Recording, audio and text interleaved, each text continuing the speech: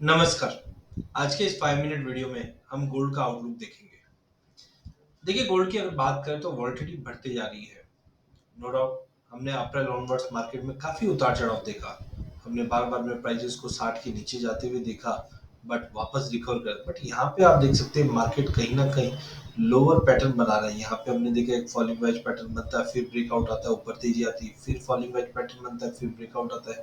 अब फिर से फॉलिंग वेज पैटर्न बना है और हमने कल के सेशन में ही देखा था सोने में एक ज़बरदस्त तेज़ी बनी है।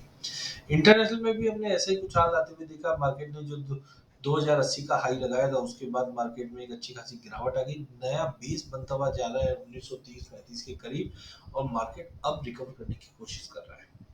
परफॉर्मेंस की अगर बात करते हैं हम, तो कहीं ना कहीं जनवरी से लेकर अभी तक गोल्ड ने लगभग 8% की तेजी दिखाई है।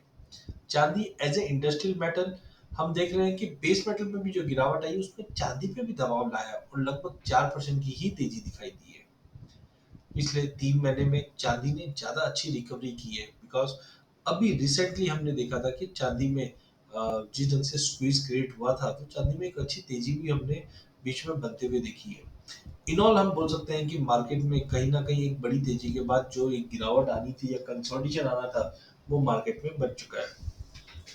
सबसे पहले अगर गोल्ड की अगर हम बात करें तो गोल्ड ने रिसेंटली 3 महीने के लो पे चले गया था। प्राइजेस में हमने देखा प्राइजेस 59,000 का लेवल भी तोड़ दिया जिस ढंग से फेड ने हिंट किया है आगे 2 रेट हाइक और हो सकती है 0.25 की। जबकि ये मीटिंग के अंदर हमने देखा अनचेंज एक्सपेक्टेड था और अनचेंज ही रहा। वहीं दूसरी ओर ईसीबी ने भी कहीं ना कहीं 0.25 का रेट हाइक देने की सिग्नल दे दी है। तो जब भी ईसीबी ने रेट हाइक का सिग्नल दिया है वो एक मैसेज ये देता है कि ग्लोबल इकोनॉमी अभी भी स्टेबल नहीं है या उसको स्टेबल करने की कोशिश की जा रही है। तो जैसे ही रेट हाइक होगा सोने को एक नेगेटिव असर पड़ता हुआ दिखाई देगा और वही हमने देखा है पिछले 2 दिनों के अंदर सोना 59,000 के नीचे भी जाता हुआ दिखाई पड़ा। वहीं फेड ने जो अभी रेट हाइक है एटलीस्ट वो पॉज कर दिया है। 2 रेट हाइक और हो सकती है एज पर डेटा, लेकिन एज ऑफ नाउ मुझे लगता है कि प्राइजेस के अंदर कहीं ना कहीं वो रेट हाइक जो है वो थोड़ा सा होल्ड बैक करता हुआ दिखाई देगा। साइमल्टेनियसली अगर हम देखते हैं इकोनॉमी के नंबर तो यूएस में जो इकोनॉमी के नंबर आ रहे हैं वो थोड़े बहुत इम्प्रूव हुए हैं। No doubt initial job claims की डेटा है वो 2,62,000 के करीब आया है। अनचेंज रहा है बट अभी भी थोड़े से कंसर्न्स बने हुए हैं। सेपरेटली अगर लेबर डिपार्टमेंट की भी अगर डेटा की अगर हम बात करते हैं तो वहां पे भी हमने गिरावट आती हुई देखी। कंज्यूमर प्राइस इन्फ्लेशन है 2% का टारगेट रखा है बट ठीक है रिकवरी आई है उसमें 4% के करीब पहुंचा है। बट चीजें अभी भी डेटा पॉइंट कोई खास इंप्रूवमेंट नहीं दिखा रहे। चाइना की ओर से बात करें तो पीपल्स बैंक ऑफ चाइना ने रेट ऑफ इंटरेस्ट लोअर की है जिसकी वजह से सेंटिमेंट थोड़े से इम्प्रूव होने की बात की जा रही है। लेकिन वहीं उसके विपरीत अगर तुर्की से अगर हम न्यूज देखें तो एडिशनल 63 टन ऑफ गोल्ड बेचा गया है जो थोड़ा सा कंसर्निंग है बिकॉज पिछले सालों में हमने देखा या लास्ट ईयर की अगर बात करें तो काफी बाइंग सेंट्रल बैंक से की जा रही थी बट अब कहीं ना कहीं सेलिंग साइड भी सेंट्रल बैंक एग्रेसिव हो रहे हैं। इन्वेस्टर सेंटिमेंट बीच में हमने ड्रॉप होते हुए देखा क्यों प्राइस 2,000 का डॉलर तोड़ता हुआ दिखाई दिया। और साथ में वर्ल्ड गोल्ड काउंसिल ने भी कहा है कि 19 टन ऑफ गोल्ड लगभग 1.7 बिलियन का ग्लोबल बैकअप ईटीएफ के अंदर हमने फ्लो इनटू होते हुए देखा है। बट ठीक है ग्लोबल सेंट्रल बैंक ने पहली बार गिरावट दिखाई दे रहा है तो थोड़े कंसर्न बने जिसकी वजह से प्राइस में अब तक गिरावट आता हुआ दिखाई दिया। क्वार्टर वन में अगर हम बात करते हैं तो क्वार्टर वन का एज ऑफ नाउ जो अपडेट्स आए हुए हैं जिसके अंदर गोल्ड वर्ल्ड गोल्ड काउंसिल ने डिमांड के बारे में बात की। यहाँ पे आप देख सकते हो कि जो गोल्ड की डिमांड बताई जा रही है तो ऑलमोस्ट ओवरऑल ठीक ठाक है बट इंडिया के कॉन्ट्रीब्यूशन के तो पॉजिटिव ईटीएफ्स में हमने बाइंग ज्यादा आते हुए देखी है। बट मान ये रहे कि ऑलमोस्ट गोल्ड की जो डिमांड क्वार्टर वन में रही है 13% लोअर रही है। वो थोड़ा कंसर्निंग है ऊंचे भाव के चलते ये हुई है। बट ज्वेलरी डिमांड की बात करें तो वो अभी भी अनचेंज है। मैन्युफैक्चरिंग ज्वेलरी कंजम्पशन है वो धीरे धीरे बिल्टअप होता हुआ दिखाई देगा। माइन प्रोडक्शन 2% से बढ़ा है। टोटल सप्लाई 1% से बढ़ी है खाली।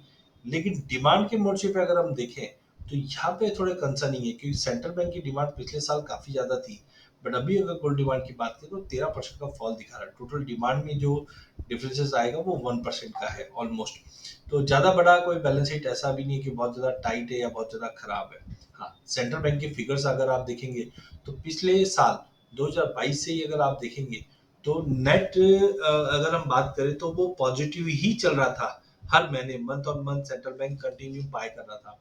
लेकिन जैसे ही हम फरवरी ऑनवर्ड्स अगर आप देखेंगे तो मार्च में जीरो पे हुआ, अप्रैल में ये नेगेटिव चले गए। ये थोड़ी सी चिंता वाली बात है। तो net to net central bank अब सेलिंग में आ रही है, ये थोड़ा कंसर्निंग है।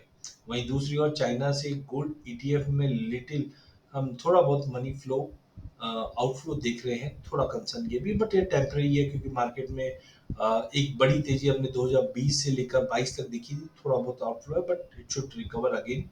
चाइना का गोल्ड रिजर्व है लेकिन ये कंटिन्यू बढ़ रहा है। जैसे हमने पहले भी देखा था कि यूएस के साथ अगर या कुछ भी जियो पॉलिटिकल टेंशन होता तो रशिया ने भी लास्ट टाइम गोल्ड रिजर्व बढ़ाए थे।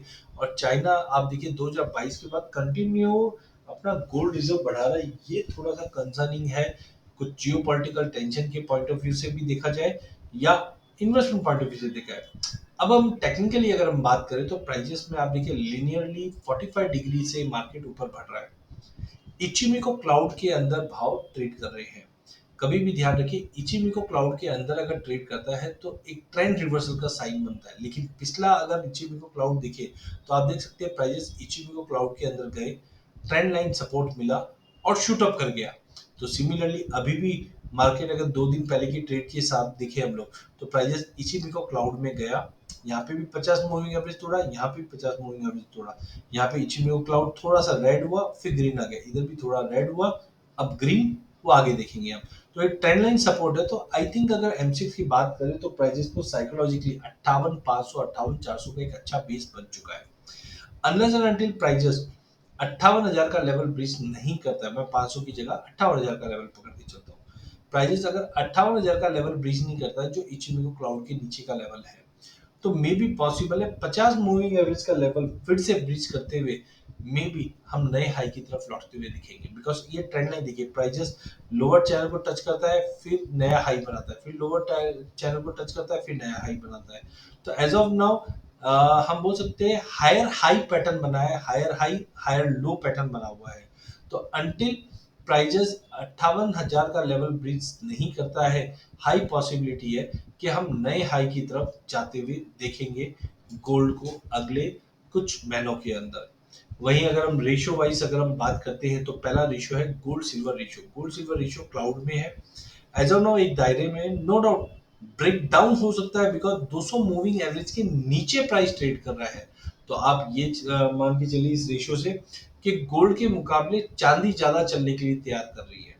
वहीं गोल्ड क्रूड रेशियो में भी अगर हम देखें तो प्राइजेस के अंदर एक बेस बना हुआ है 50 मूविंग एवरेज का और कहीं ना कहीं मल्टीपल टॉप बने हुए हैं। तो एक बार टॉप के ऊपर निकलता है तो ही हम अच्छी तेजी देख पाएंगे गोल्ड में क्रूड के मुकाबले। यहाँ पे गोल्ड कॉपर रेशियो में गिरावट है तो ये बोल सकते हैं कि गोल्ड में तेजी तो रहेगी बट गोल्ड के मुकाबले क्रूड कॉपर सिल्वर इनमें ज्यादा तेजी बनेगी। नेक्स्ट है गोल्ड निफ्टी रेशियो। यहाँ पे हमने देखा एक बड़ा फॉल था तो हमने निफ्टी के अंदर नया हाई टू हाई बनते हुए दिखा है। As of now 200 moving average के सपोर्ट के बाद ये गोल्ड में तेजी के चांस बन सकते हैं। तो 200 मूविंग का लेवल छूने के बाद अगर ये रेशियो में जंप आता है तो गोल्ड के मुकाबले निफ्टी अंडर परफॉर्म करती हुई दिखाई दी। अब हम आते हैं सीजनैलिटी पे। तो सीजनैलिटी में आप देखिए जून जुलाई अगस्त की सीजनैलिटी हमेशा तेजी की है। नो डाउट पिछले 2 साल में मार्केट जून में थोड़ा सा स्लगिश जरूर रहा है बट अगर उसी चीज को जुलाई में देखोगे तो पिछले 4 साल से कंसिस्टेंट तेजी रही है। तो आई थिंक जो अब हमने गिरावट देखी है 58,700 800 तक का भी जो पुल बैक आया है which is good to buy. और अगले 2-3 महीने का व्यू लेके चलते हैं सीजनैलिटी के हिसाब से भी तो आई थिंक एक अच्छी तेजी हम गोल्ड में आते हुए देख पाएंगे। वहीं चांदी के अंदर उससे ज्यादा बड़ी तेजी हम देख सकते हैं। तो ओवरऑल अगर हम गोल्ड की रिपोर्ट को सम अप करते हैं तो फैक्टर्स थोड़े बहुत टेम्पररी डाउन साइड था जिसकी वजह से गोल्ड में गिरावट आई। 2080 से हमने इंटरनेशनल के अंदर प्राइजेस को लगभग 1930 तक का लो लगते हुए देखा बट कहीं ना कहीं चीजें अब इम्प्रूव होते हुए दिखाई दे रही है। तो आई थिंक 58,500 या 58,000 का बेस बना चुका है गोल्ड और जल्द प्राइजेस 60,000 का लेवल छोड़ के नए हाई की तरफ जाता हुआ दिखाई देगा, जिस दिन से हमने ये चार्ट पैटर्न में देखा higher high higher low pattern बना हुआ है। तो इन ऑल गोल्ड में बाय और ड्रॉप की रणनीति बना के ट्रेड करना चाहिए। अधिक जानकारी के लिए आप हमारे यूट्यूब चैनल सब्सक्राइब कर सकते हैं।